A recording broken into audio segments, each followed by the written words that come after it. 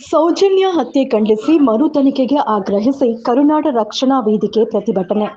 ಸೌಜನ್ಯ ಅತ್ಯಾಚಾರ ಮತ್ತು ಕೊಲೆಯ ವಿಷಯಕ್ಕೆ ಸಂಬಂಧಪಟ್ಟಂತೆ ವಿಶೇಷ ತನಿಖಾ ತಂಡವನ್ನು ರಚನೆ ಮಾಡಿ ಅದರ ಮುಖಾಂತರ ಸಾಕ್ಷಿಗಳ ನಾಶ ಆಗಿರುವುದು ಮೇಲ್ನೋಟಕ್ಕೆ ಕಂಡು ಬರುತ್ತಿದೆ. ಸಾಕ್ಷಿ ನಾಶ ಆಗಿದೆ ಎಂದು ನ್ಯಾಯಾಲಯವೇ ಮೇಲ್ನೋಟಕ್ಕೆ ತಿಳಿಸಿರುವುದರಿಂದ ಇದಕ್ಕೆ ಸಂಬಂಧಪಟ್ಟವರ ಮೇಲೆ ಕಾನೂನಿನ ಅಡಿಯಲ್ಲಿ ಸೂಕ್ತ ತನಿಖೆಗೆ ನಡೆಸಿ ಕೊಲೆಗಾರರನ್ನ ಅತ್ಯಾಚಾರಿಗಳನ್ನ ಕಂಡುಹಿಡಿಯುವ ಜವಾಬ್ದಾರಿ ಮಾನ್ಯ ಪೊಲೀಸ್ ಇಲಾಖೆಗೆ ಇದೆ. ಹಾಗಾಗಿ ಇದಕ್ಕೆ ಸಂಬಂಧಪಟ್ಟಂತೆ ಸರ್ಕಾರ ಈ ಕೂಡಲೇ ವಿಶೇಷ ತನಿಖಾ ತಂಡ ರಚನೆ ಮಾಡುವುದರ ಮುಖಾಂತರ ಮರು ತನಿಖೆಗೆ ಆಗ್ರಹಿಸಿ ತಪ್ಪಿತಸ್ಥರನ್ನ ಕೂಡಲೇ ಬಂಧಿಸಿ 12 ವರ್ಷಗಳಿಂದ ನೆನೆಗುದಿಗೆ ಬಿದ್ದಿರುವ ಈ ಪ್ರಕರಣಕ್ಕೆ ಮುಕ್ತಿ ಹಾಡಿ ಸೌಜನ್ಯಳ ಸಾವಿಗೆ ನ್ಯಾಯ ಕೊಡಿಸುವ ಮುಖಾಂತರ ಅವಳ ಆತ್ಮಕ್ಕೆ ಶಾಂತಿ ದೊರಕಿಸಲಿ ಎಂದು ಕರುನಾಡ ರಕ್ಷಣಾ ವೇದಿಕೆ ಇಂದು ಬಂಡಿಪಾಳ್ಯದಲ್ಲಿ ಮೊಂಬತ್ತಿ ಬೆಳಗಿಸಿ ಸಾಂಕೇತಿಕ ಪ್ರತಿಭಟನೆ ಮಾಡಿ ಮುಂದಿನ ದಿನಗಳಲ್ಲಿ ನ್ಯಾಯಪರ ಹೋರಾಟಗಾರರು ಇದರ ಪರವಾಗಿ ಧ್ವನಿ ಎತ್ತಲು ಆಗ್ರಹ ಪಡಿಸಿದೆ. ಈ ಕಾರ್ಯಕ್ರಮದಲ್ಲಿ ಕರುನಾಡ ರಕ್ಷಣಾ ವೇದಿಕೆಯ ಜಿಲ್ಲಾ ಅಧ್ಯಕ್ಷರಾದ ಕೆ ವೇಣುಗೋಪಾಲ್ ರವರು ಪ್ರತಿಭಟನೆಯ ನೇತೃತ್ವ ವಹಿಸಿದರು.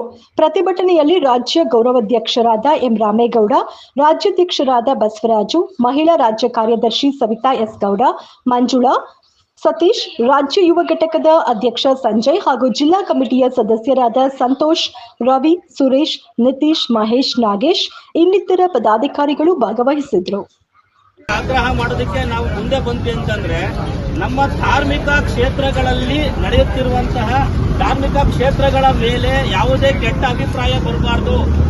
ನಾವೆಲ್ಲರೂ ಕೂಡ ಪೂಜಿಸುವಂತಹ ಪೂಜನೀಯ ಸ್ಥಳಗಳಲ್ಲಿ ಇಂತಹ ಘಟನೆಗಳು ನಡೆದಂತಹ ಸಂದರ್ಭದಲ್ಲಿ ನಮಗೆ ಆಗುವ ಅನ್ಯಾಯಗಳ ವಿರುದ್ಧವಾಗಿ ನಾವು ಮಾತಾಡೋದು ಹೇಗೆ? ನಮ್ಮ ಒಂದು ವೇಳೆ ಸತ್ಯ ಕೇಳುವವರ ಮೇಲೆ ಈ ತರ ಒಂದು ದಬ್ಬಾಳಿಕೆ ದೌರ್ಜನ್ಯ ನಡೆದರೆ ಅದರಲ್ಲೂ ಕೂಡ ಮುಖ್ಯವಾಗಿ ನಾವು ಪೂಜಿಸುವಂತಹ ಧರ್ಮ ಕ್ಷೇತ್ರದಲ್ಲಿ ಈ ತರ ನಡೆದರೆ ಹೇಗೆ? ನಾವು ಧರ್ಮಸ್ಥಳದಲ್ಲಿ ನಡೆದಂತಹ ಧರ್ಮಸ್ಥಳದ ಊರೊಳಗೆ ಆದಂತಹ ದೌರ್ಜನ್ಯಕ್ಕೆ ಒಳಗಾದಂತಹ ಒಂದು ಅಮಾಯಕ ಹೆಣ್ಣು ಮಗಳು ಈ ಹಿಂದೆ ಹಲವಾರು ಘಟನೆಗಳು ಅದೇ ಭಾಗದಲ್ಲಿ ನಡೆದಿದ್ದು ಕೂಡ ಅದು ಕೂಡ ಪೂರ್ಣ ಪ್ರಮಾಣದಲ್ಲಿ ತನಿಖೆ ಆಗದೆ ಹಳ್ಳೆ ಇಟ್ಟಿದೆ. ಆದ್ರೆ ಇದು ಒಂದು ಸಾಂಕೇತಿಕವಾಗಿ ಈ ಹೆಣ್ಣು ಮಗಳು, ಅದು 17 ವರ್ಷದ ಹೆಣ್ಣು ಮಗಳು, ಇನ್ನು 18 ಮೇಜರ್ ಆಗದಿರೋ ಹೆಣ್ಣು ಮಗಳನ್ನ ಬಲಾತ್ಕಾರವಾಗಿ ಅತ್ಯಾಚಾರ ಮಾಡಿ ಕ್ರೂರವಾಗಿ ಕೊಂದಿರ್ತಕ್ಕಂತಹ ಈ ವಿಚಾರವನ್ನ ನಾವು ಪ್ರತಿಯೊಬ್ಬ ನಾಗರಿಕರಲ್ಲೂ ಅರಿವು ಮೂಡಿಸುವಂತ ಕೆಲಸವನ್ನ ಮಾಡಬೇಕು.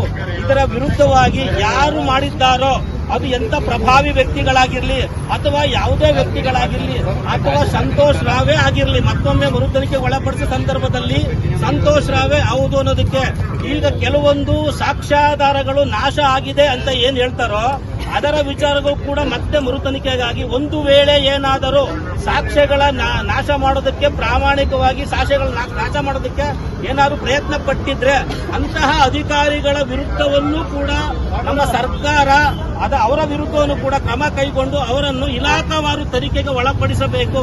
ಒಂದು ವೇಳೆ ಅವರು ಯಾವುದೇ ತಪ್ಪು ಮಾಡಿಲ್ಲ ಅಂದ್ರೆ ಅವರನ್ನ ದೋಷ ಮುಕ್ತನಾರ ಮಾಡಬಹುದು, ಇಲ್ಲಾಂದ್ರೆ ಅವರ ಅಪರಾಧಿಗಳು ಅಂತ ಅವರು ಕೂಡ ಅವರಿಗೆ ತಕ್ಕನಾದ ಶಿಕ್ಷೆಯನ್ನ ನೀಡಲೇಬೇಕು ಅಂತ ಹೇಳಿ ನಾವು ಈ ಒಂದು ಕನ್ನಡ ರಕ್ಷಣಾ ವೇದಿಕೆ ಮುಖಾಂತರ ಆಯೋಜನೆ ಮಾಡುವ ಮುಖಾಂತರ ನಾವು ಮರು ತನಿಖೆಗೆ ಆಗ್ರಹಿಸಿ ಈ ಒಂದು ಪ್ರತಿಭಟನೆಯನ್ನ ಸಾಂಕೇತಿಕವಾಗಿ ನಾವು ಎಲ್ಲಾ ಕಡೆಗೂ ಹಳ್ಳಿ ನಮ್ಮ ರಾಜ್ಯಾದ್ಯಂತ ಇರುವಂತಹ ಈ ಸಂಘಟನೆ ಮುಖಾಂತರ ಇವತ್ತು ನಮ್ಮ ಮೈಸೂರು ಜಿಲ್ಲೆಯಿಂದ ಪ್ರಾರಂಭ ಮಾಡಿದ್ದೀವಿ. ರಾಜ್ಯಾದ್ಯಂತ ಹಂತ ಹಂತವಾಗಿ ನಾವು ದೌರ್ಜನ್ಯಕ್ಕೆ ಒಳಗಾದ ಹೆಣ್ಣು ಮಗಳ ಪರವಾಗಿ ನಿಂತು ಅವರಿಗೆ ನ್ಯಾಯ ಕೊಡಿಸುವ ದೃಷ್ಟಿಕೋನದಲ್ಲಿ ನಾವು ಹೋರಾಟವನ್ನು ನಿರಂತರವಾಗಿ ಮಾಡ್ತಾ ಇರ್ತೇವೆ.